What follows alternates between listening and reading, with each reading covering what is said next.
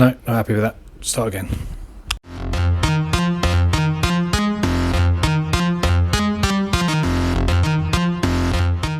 Hello and welcome back to the Morris Traveller. In this video I'm going to be looking at the front seats. Now, I did replace the covers some 30 years ago. I think I replaced some of the straps, but not the foam, the bases or anything like that, and they're starting to sag a little bit. I didn't finish the job in terms of the covering, so the covers were never fully correctly fitted. So it's time to address that now and pull the seats apart and see if we can make a better job of it. Removing the seats is easy. It's just 4 half-inch bolts and the seat then just lifts out. So you can see the bottom's all open with the stuffing kind of hanging out the bottom. It was never really finished off properly. I did try making an attempt at a repair a couple of years ago where a friend wanted to use the car for a wedding just by replacing a couple of the straps, but it's about time to do this properly. So first step, let's give it a clean up. So for the clean up, I'm going to use some Meguiar's interior cleaner. So just spray it on here and use the brush just to agitate it and just to try and get it into the texture and the creases as well. You can definitely see a clear line of where I have cleaned and where I haven't, but overall it's coming up okay. One area that definitely needs attention is the split on the side, so I'm going to have to look at the best way of repairing that. Now the driver's side seats are definitely grubbier. This is after I've cleaned it, so obviously had a lot of use. But in the seat as well, I don't know if you can see, but where you've kind of got this ribbing effect on this pale part here, it is starting to split, so it's not looking the best. That's just on the seat though. The back is actually looking okay, so I've just got to decide what I'm going to do with that. And once you've got the cover off, you should just see the frame with these straps. Now these are the ones I did replace a couple of years ago for the wedding, but you can see no elastic in those at all really, no strength left in them, so some of those need replacing. And that was the foam, so again it's sort of falling apart, probably could do with replacing. The back rail of both these seats, so this is the passenger seat with its fold up back, there is a split here in the metal. I mean, the welding here looks dodgy. There's a bit of a crease in it here, so it doesn't look too bad. Same thing goes for this one here. I mean, apart from the metal looking really old, but got a buckle there and it's split all the way around, and the welding there doesn't look too clever either. So I think we're going to have to get some welding done. So I've been looking at this old seat and a bit more, and I've kind of got these little bits of sharp metal sitting on the back there. The last strap was at that height, which kind of left a big open area at the back. Anyway, looking into it a bit further, and it turns out there should be a bar running along the back there. So somehow I've got to either find another bar or another seat. And here's one I prepared earlier. As you can see, it's got a bar along the back where mine clearly doesn't. So looks like we're going to go ahead with a new frame. But before we do that, let's just turn the clocks back and have a look to see what it looked like before I stripped it. So this is what the original chair looks like. So you can see the backing. We've got this material around the outside, but it looks as though it's doubled up. It covers this and it covers the outer frame. Then we've got the foam seat, which actually looks pretty much like that one. And they are kind of sculpted as well, so I need to just check that. And then we've got this wrap around the front as well. But now the frames are all stripped, let's get them prepared and give them a lick of paint.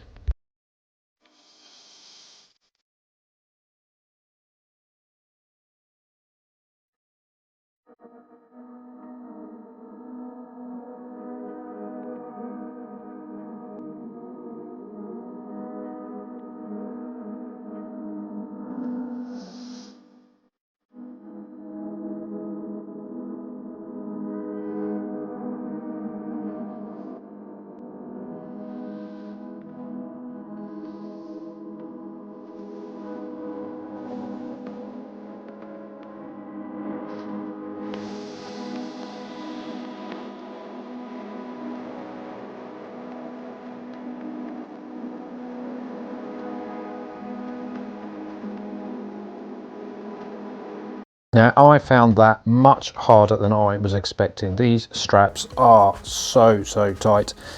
First of all, I had an Allen key through here, which is nice and small, nice and easy to get in and out, but you haven't got much scope for getting anything more than just fingers, and my fingers were just red raw by the end of that. So I ended up fashioning a pulley, which is straightening out a wire coat hanger around a metal bar, and that was a lot easier, but still I had to put my feet on, and it was all my weight just to pull them across, so really, really tight. So I've just found out something new, that this is the seat base here, and when I took it apart, the material came around the other side of here, then would wrap around into this place, and in the factory they would use these rubber piping that would push down in there like that, and that would hold the material in place. But it's obviously not that secure, so it's now recommended that you use these clips, space them out every 2 to 3 inches or 50 to 70 millimeters, but you need to straighten this metal out before doing that, so I'm going to have a go at that first. Next stage now is to put on this foam wrap,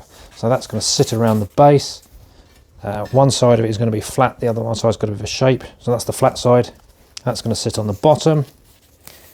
And to stick that in place, I'm going to use some Evo Stick contact adhesive. And with that neatly in place, next up, we've now got the foam cushion itself, which is just going to sit over there. We do need to stick it down to the frame, but before we do that, we're going to have to cut a section out of each side to get it around the frame, because it needs to push back far enough so it sits actually on the frame here. And there you go. I'm not quite sure what you're supposed to cut foam with, but I found a hacksaw worked quite nicely. So it's nice and flush at the front, the seat back still operates, and it even lines up quite nicely at the back too. I've got these Hessian sheets, I don't know what you would call them, that do come with the bases. I didn't buy them this time around, but I had them from before, and I'm not entirely sure how they're supposed to be fixed, so I'm probably just going to put it into place and then just trim around it so it's the same shape as the foam. Obviously we've trimmed our foam now to the right size, so we can squeeze that in, make sure it's all lined up.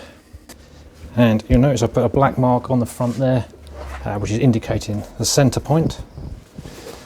I've turned my cover inside out, and then there's a mark, should be a center mark there, so I can get that lined up. Once I've got it lined up, I can then start turning the edges over and get it pinned in underneath.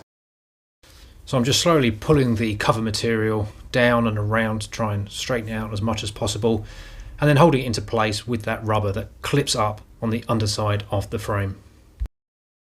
Once that's clipped into place, I then bring the excess of the sides round to the back. I folded up the bottom just to neaten the edge slightly, and then I've stuck that to the back of the frame. The flap that then comes between the back and the seat then just folds over and gets stuck down over the top of the frame. So next up is the horsehair that basically covers the straps on the back. So I'm going to put a bit of adhesive around, stick that into place, and this one has already got the wadding material stuck to it, but if you're buying new, that comes separately, so you just need to put a bit of glue on there and then stick it up into place. So once you've got the horsehair padding in place with the white wadding material around it, to make it a bit easier to slide the cover over, it's recommended to put a bit of plastic around there, but I'm going to use a bit of cling film, just purely because it's what I've got to hand. But also I kind of think if you've got plastic in there, you're going to get that plasticky noise, so I think the cling film should work just as well. So once you've pulled that down into place, obviously you use the cords to pull it down rather than the actual material itself. This is the folding seat, so it's slightly different from the fixed back. So what I have done is I made a small incision in the piping and just pulled this out to get it out of the way, and what I've done is I've lined it up with the metal frame there. So the next thing to do is put a dab of glue on there and tuck that back up inside of there. And next up, let's get a bit of glue along the back here. Then we just finish off with the last 5 self-tapping screws and cup washers that hold it all together. One last clean up, and then this one's ready to go back in the car. So it looks like if you're fitting a new horsehair squab, they come just a little bit big, so this is in place. Just kind of tacked it into place, and I just need to trim it up.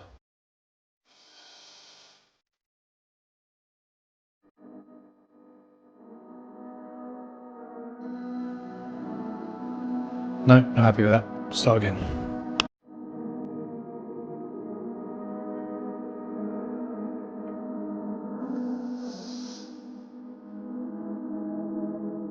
And here are the reassembled seats. Far from perfect, but we are working with 30-year-old covers. So hopefully they'll be a lot more comfortable, even if they don't look perfect. So let's get them back in the car. I can't believe the difference this makes. I am sitting on the seat rather than in it, falling into it. I'm sitting so much higher, which is a bit weird, but they're definitely firmer, definitely more supportive. It was a job well worth doing. Obviously I would have liked to have replaced that seat cover, the driver's seat base, but no one had it in stock. Any other colour apart from my colour typically.